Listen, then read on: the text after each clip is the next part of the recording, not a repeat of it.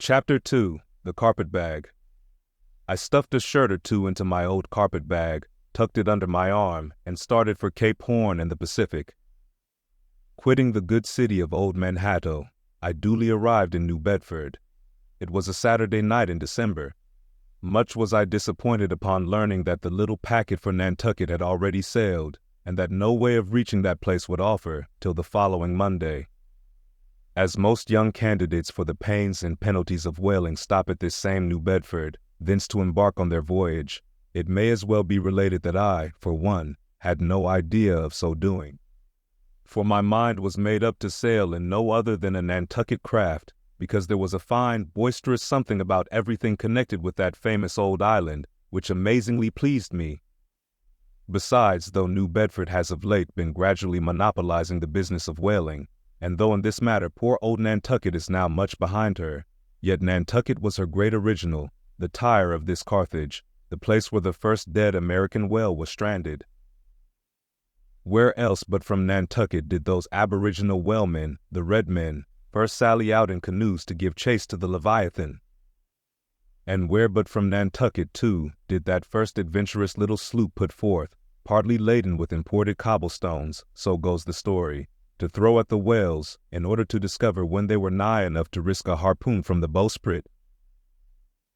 Now having a night, a day, and still another night following before me in New Bedford, ere I could embark for my destined port, it became a matter of concernment where I was to eat and sleep meanwhile.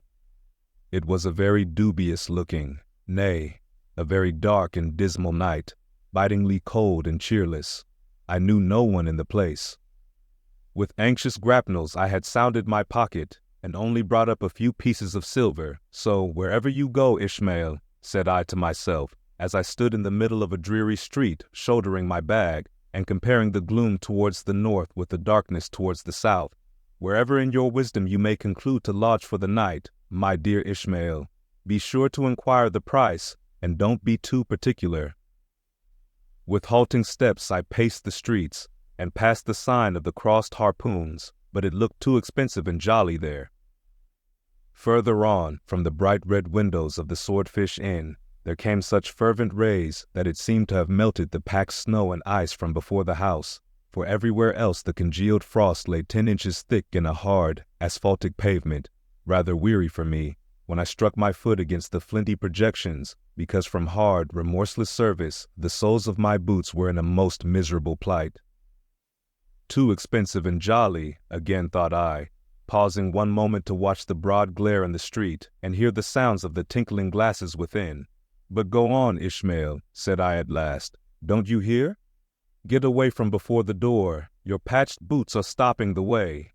So on I went. I now by instinct followed the streets that took me waterward, for there, doubtless, were the cheapest, if not the cheeriest inns. Such dreary streets, blocks of blackness, not houses, on either hand, and here and there a candle, like a candle moving about in a tomb. At this hour of the night, of the last day of the week, that quarter of the town proved all but deserted. But presently I came to a smoky light proceeding from a low, wide building, the door of which stood invitingly open.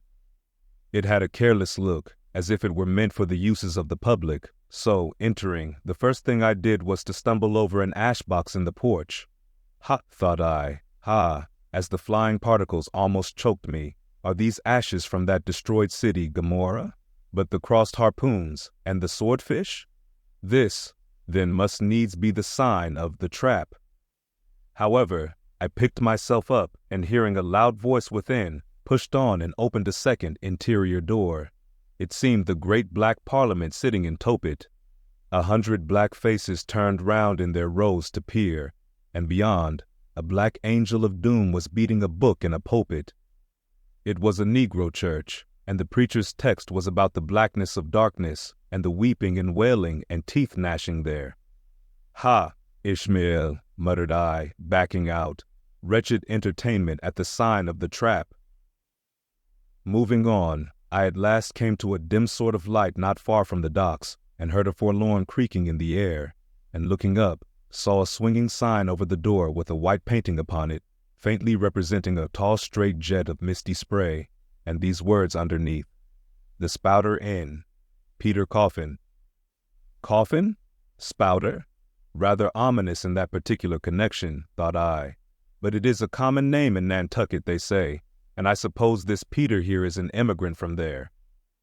As the light looked so dim, and the place, for the time, looked quiet enough, and the dilapidated little wooden house itself looked as if it might have been carted here from the ruins of some burnt district, and as the swinging sign had a poverty-stricken sort of creak to it, I thought that here was the very spot for cheap lodgings and the best of pea coffee.